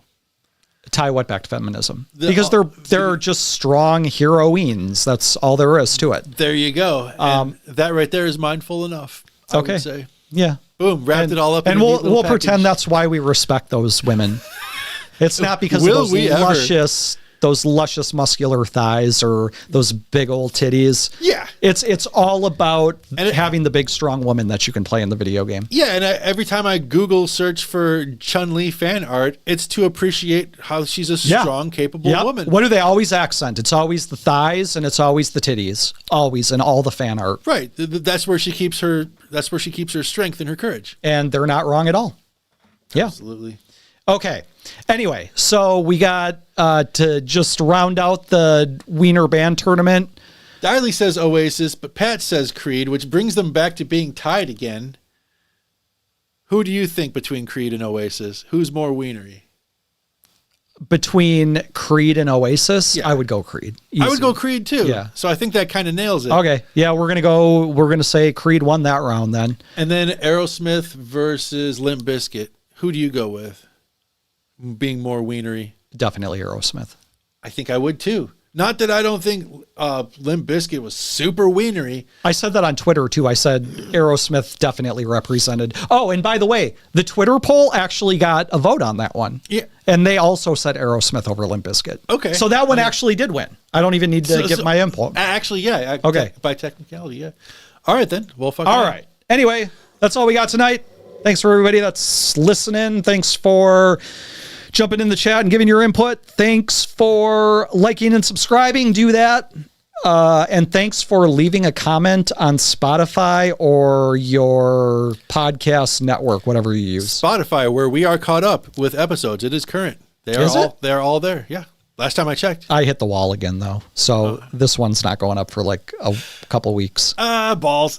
Whatever. Next month it'll be caught up though. Yep. So it'll be You good. guys know where to find us, and if you don't, just ask.